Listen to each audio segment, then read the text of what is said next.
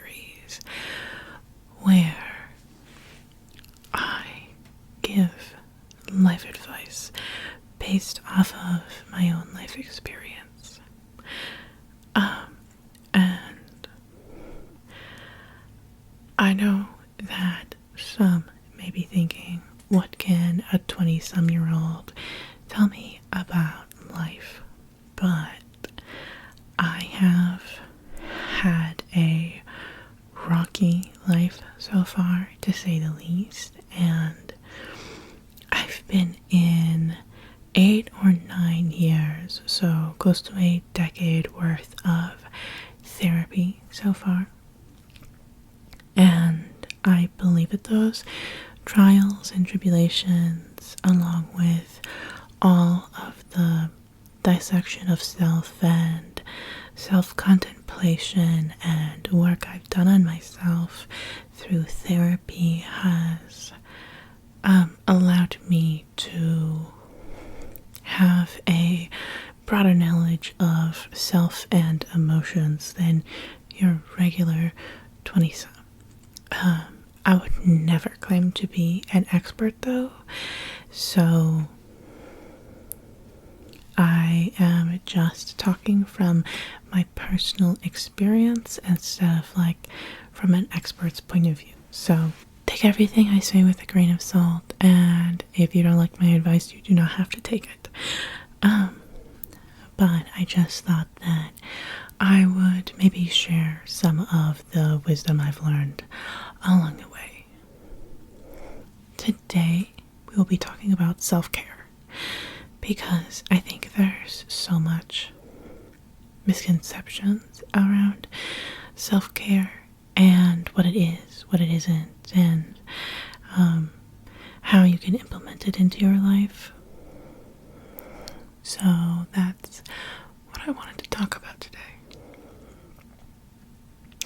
First, we talk about self-care. There's this idea that self-care is like drawing yourself a bath and sitting in it with candles lit or whatever, and that can be self-care, but usually it goes much deeper than that. Because treating yourself can absolutely be self-care, but a lot of the time people think that treating themselves just equals everyday care tasks, like keeping up on hygiene, or just generally doing the things that would keep you alive and functioning, whereas self-care is doing stuff that actively makes your life better, even if it's not necessarily fun. Because if we just did the self-care that we thought was fun, there would be many things that would be neglected, and we would probably end up in a worse spot. So, if your self-care is just drawing yourself a bath every once in a while, I mean, if it's just a regular bath and you're just doing that for hygiene's sake, or if you don't like baths, you just take a hot shower, that's more of a general upkeep task instead of self-care. Now, of course, those basic upkeep tasks are incredibly important to do, but there should be something additional on top of that that would be the self-care, not just the basic things. If you get what I'm saying. This is a hard one, but when it comes to learning what would be self-care for you individually, because it will never be universal, you have to learn about yourself. You have to know who you are as a person. And I think so many people have a hard time fully grasping who they are as people. I know personally, through the first few years of therapy that I had gone through, I had a really hard time putting a finger on personality traits of mine. I knew basic things, but I didn't know I was an impatient person until my therapist literally told me I was. And then I was like, oh, I am actually, that does make sense. Even though I exhibit impatience in my everyday life every single day. So I can understand how it could be hard to fully grasp traits about yourself or what your needs are. That can be intimidating. But truly getting down to what you like and who you are as a person can be very important to figure out what your self-care looks like.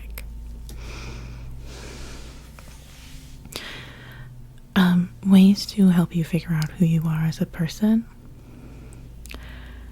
I have a few tips. The most unattainable one is going to therapy, which is also a self-care task, funnily enough. I know that therapy is not a thing that a lot of people can access. It can be expensive. It can be time consuming. You may not have the time for it. You may not have the money. You may not have access to health insurance at all, or maybe your health insurance doesn't cover it.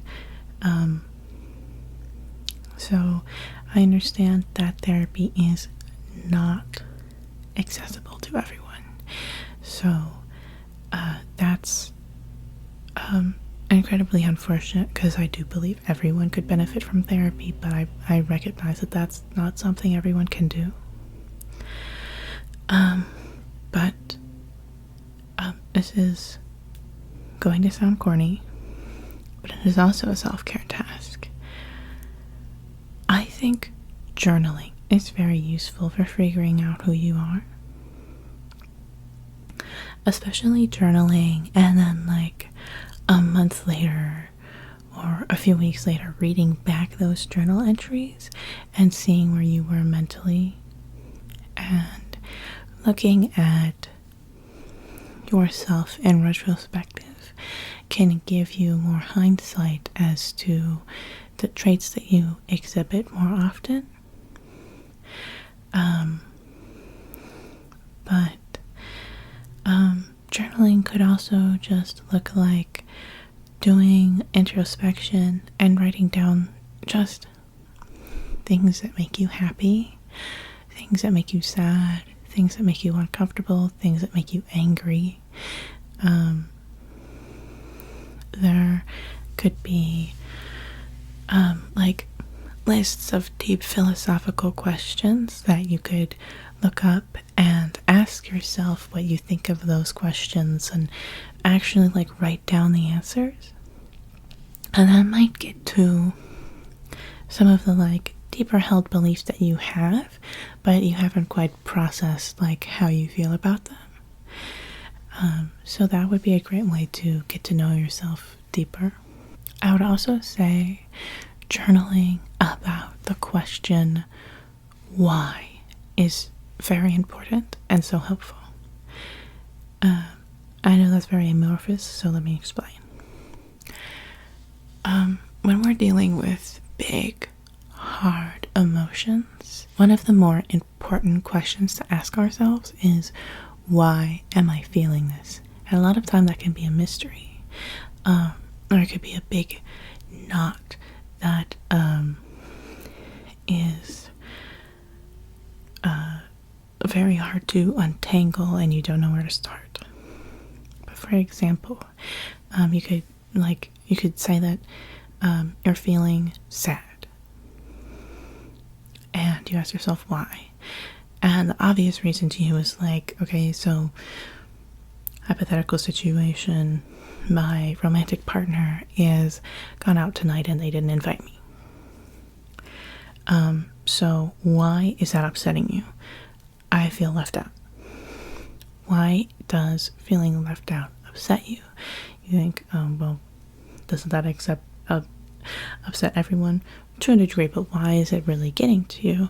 And you could dig into like, it's been a pattern in my life that people have left me out, or maybe when someone excludes me or doesn't think of me, it makes me feel as if I'm not loved.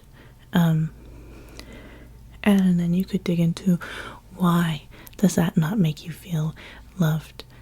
Why does someone not thinking of you not make you feel loved? You can think, well, because I feel that a lot of people in my life love me less than I love them. That kind of thing. It's a game of why. Every single thing. Why do I feel this? Why does this make me feel this way? Why does this hit me deeply? Why does this trigger this emotion in me? And it can be very emotional. It can be long journaling sessions. But what you could also do, if you don't feel like writing, set up your phone and record yourself. And maybe in the future watch that back and kind of like see what you said and process it when you're not in that deep throes of emotion. That can be very educational to yourself for like learning and relearning what makes you feel certain ways, what hurts you, what makes you happy. And like you can do that for emotions that aren't negative either. Like you could do it for when you feel especially happy, right? You could do like, my friends threw me a surprise party that made me really happy. Why did that make me feel happy? Because they cared enough to put something together for me. Why does someone like caring that much make me feel happy? It's because I feel insecure about how much people care for me. And then the game of why keeps going on. But it can get very emotional, so be prepared for that. My next note, since I have like a note that I've written to like organize my thoughts, is that you got to recognize when your body needs rest. Your body, your mind, your emotions, all of that can be very stressed throughout the day, through everyday life. And if you don't let yourself rest, then you will get worn out. And that means mental rest too, because we can get very mentally worn out when stuff happens. And that mental fatigue doesn't go away unless we allow ourselves to have time to recuperate mentally too, instead of just physically. Sometimes for some people that means being alone. A lot of introverts, they need that time to emotionally and mentally come down from the effort of socializing. Even if it's people that they really enjoy being around, they just need to be alone and do their own thing. So if you don't allow yourself that, it can be very exhausting and you can get burnt out very quickly. So understanding when you need rest and then allowing yourself to rest is incredibly important. I will also say that an important thing is allowing yourself the balance of time between productivity, work, and then rest and playfulness, time to like unwind and do things that you enjoy. So that like work-life balance that everyone talks about. I know that for a lot of people, they feel like if they aren't working, if they aren't being productive, then they're wasting time. And in our culture, especially in America, we're very focused on like jobs and careers and productivity and like making money. But I personally believe that if you're making money and you're being productive but you're miserable, there's no point to it. So I believe that it's deeply important to have that balance where you allow yourself time to just have fun, even if it's not productive, even if it's not getting you anywhere. It is actually valuable because you're allowing yourself to have fun, you're allowing yourself to rest, you're allowing your brain to do other things than work. And that allows you to recuperate in a way where when you do go back to work, when you do start to be productive again, you can do it much better than you would have been able to in another case where you don't allow yourself to rest. So that leads me to talking about hobbies. I think it's important for people to have hobbies, even if they seem silly to people outside of the hobby. If your hobby is collecting My Little Pony figurines, that's your hobby and you enjoy it. So I don't see anything wrong with it. As long as you're not like doing it to an unhealthy level where like you're spending money that you don't have, or it's taking over your life in a way where like in the My Little Pony figurine example, the figurines have started cluttering up your house or your apartment, and in a way where like it's getting out of control. That's an unhealthy amount. But to deny yourself your interests, to deny yourself the ability to have fun, to do the thing that you care about, that will lead to burnout so much faster than you would if you did allow yourself some fun, some time to really like just play and enjoy life. Allowing yourself to enjoy life is incredibly important. I also think that art therapy specifically can be very helpful. So I know a lot of people think about art and they're like, well, I'm not artistic, I'm not creative, why would I make art? And I think everyone has the capability to be artistic and creative, and you may not have the like natural talent or skill to make something that someone looks at and says, wow, that's beautiful, that's wonderful, that's creative. But the thing about art is that it can be just a personal thing that you never show to anyone, and it's just for you.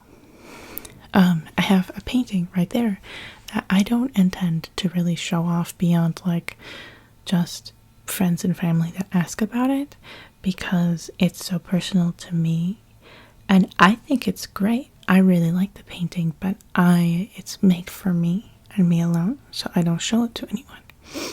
So I really don't think that the quality of the art matters. I believe that it's the creativity and the emotions that you allow yourself to feel when you're making the art. A lot of the time, you can subconsciously bring out the emotions that you are feeling, that you are struggling against, while doing the art. I really advise doing abstract finger painting. It doesn't have to be expensive supplies. You could literally use like the cheapest acrylic paints on cardboard. And just literally, I know it sounds childish, but just using your fingers, selecting whatever colors you want, and just going to town and doing whatever you think looks nice or conveys whatever feeling you need. Doing it with your fingers makes it so much easier to connect with yourself and your feelings than it would if you were doing it with a brush. And doing it with your fingers also allows yourself to accept the fact that this is not going to look like intricate and beautiful. It's a finger painting. So it's not going to be a masterpiece, but it's going to be your emotions on a page that you can look at. And it can be wonderfully therapeutic, even if you throw it out afterwards. That's not important. It's the actual act of doing it that can make you feel better at the time. And that's a very healthy way of expressing yourself and letting yourself be creative without feeling the consequences of it needing to be good or impressive. I know a lot of people have a hard time identifying what self-care even looks like. So I have a list and I wanted to read it off and then maybe elaborate a little bit. I don't want to go on too much longer, but I have so much to say that I could make a part 2 of this, so let me know if you're interested. The first thing I have on the list is meditate, which, hear me out. I understand that for a lot of people, meditation is intimidating, scary, they don't know how to do it. I cannot advise enough to just look up guided meditations on YouTube and just listen to that and follow along with them. If you have attention span issues, I know I have ADHD, so I'm with you there. Look for short ones, because there are short ones. There's like ones that are like 5 minutes. Just like type into the YouTube search bar 5-minute guided meditation, and there will be so many results. I promise you. Sitting within yourself, allowing yourself to recenter, ground yourself is so important. So many people are just going through life, and they're not checking in with themselves, and then they crash because they're not taking care of themselves. Having those moments where you're like sitting with yourself and like you can take those deep breaths and you can recenter and like check in with how you're doing at that time can be incredibly helpful to like just keeping up maintenance emotionally with how you're doing. Keep your spaces clean. Now, this one is a little deceptive because when I say clean, I mean just the general like hygiene of your space is not biohazard level, you know? Making sure that your floor is clear, that you can use your space in a functional way can be very important for mental health. And if you believe in spiritual things, which I do, bad energies can get caught in messy rooms like old cobwebs. It's like dust settling on these things, and until you clear that dust away, that bad energy is just going to sit and it's going to affect your energies and make you feel much worse. So regularly cleaning your space and keeping a regular upkeep can be very important for refreshing your energies and heightening how you feel, you know? My next note is finding healthy coping mechanisms. Because coping mechanisms are how we deal with stressful or uncomfortable feelings or times in our life. But many of them can be unhealthy and actively like worsen our situation, even if it makes us feel better at the time. One example of an unhealthy coping mechanism is retail therapy. If we go to spend money every single time that we feel bad, then not only are we accumulating many things that usually we don't need, but we're also usually hemorrhaging money a lot of the time that we can't spend. It's absolutely important for you to treat yourself sometimes and allow yourself to buy things that you really want instead of things like only buying yourself things that you absolutely need. But if all you're doing is buying yourself things that you want, that can become a problem very fast. So that's an example of an unhealthy coping mechanism. A healthy coping mechanism is like something that I do is just going to art. I talked about art therapy. That can be a great healthy coping mechanism for just expressing your emotions and knowing yourself and allowing yourself to feel how you feel. Now, in balance, working out or being physically active can be a healthy coping mechanism. If you're working out too much, if you're overexerting yourself, if you're punishing your body, that's unhealthy. But if you decide, I'm feeling not great right now, I'm feeling stressed out, I'm going to go for a walk, that's healthy. That's amazing. That's allowing yourself to be active, and a lot of those stressful energies in this hypothetical would allow to be released at that point in time. So walking or any kind of physical activity really, and that's why I say working out can be very useful for that. It can also give you time to think and work over the situation and feel how you feel. A lot of the time, a lot of healthy coping mechanisms can become unhealthy when done in excess. So be careful of that. Balance is so important in any situation, really, truly. But another healthy coping mechanism, when done correctly, can be reaching out to friends, family, loved ones to talk about how you're feeling. So if you're in a situation, say you're struggling to keep up with your class workload schedule, like if you're in college, and that's really stressing you out, keeping that all inside can be really damaging, whereas going to a friend and saying, hey, are you in the mindset to hear me talk about, like, vent about how I've been feeling? And if they say yes, then talk about it.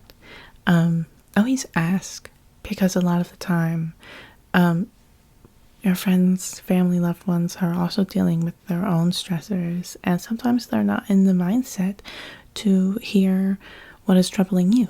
But a lot of people, especially if you ask first and respect their boundaries and their autonomy, will say yes, because they, first of all, they care about you, but they're also very happy that you respected them enough to ask first. If they were in this headspace, if they had the capacity to hold that space for you and help you work through those feelings. And I'd also like to say, if you are in this hypothetical that I can have cannot confirm or deny if I've had any personal experience with, if you are the friend that everyone goes to vent at, but they never ask. They never ask if they can vent. They just come to you and they say, oh, this is the awful day that I've been having, this and that. But they never respect you enough to ask if you're doing okay, if they can vent, or ever ask you if how your day was. If you're having a hard time, can they be there for you? It's important to establish those boundaries. Even if it's a friend who you do have a healthy back and forth, it's good to establish those boundaries and say, can you ask, please, if I'm in the space to hold that emotion for you and hear your problems and your troubles, and then I ask if it's okay for me to do the same when I need to, and then also respect the other person when they say no, because it's important to have that mutual respect for each other, and have those healthy boundaries, because if someone says no and you do it anyway, then you do not respect their boundaries and you do not respect them. And same way around, if you say no and they do it anyway, they are disrespecting you. And boundaries without consequences are suggestions. So if you do not have consequences for your boundaries being violated, then people are going to feel comfortable walking all over you and not respecting your autonomy. So a proper consequence would for someone disrespecting your boundary would for you to say that they have disrespected your boundary and say, you know, if you do this again, I may have to walk away from our, you know, friendship, relationship, whatever, because I need people in my life who respect my boundaries. And they may actively want to change and keep you in their life. But if they don't, if they continue to disrespect you, it may be best to distance yourself from them, possibly cut them off, because if they're not making that attempt to change, then I personally believe that they never will.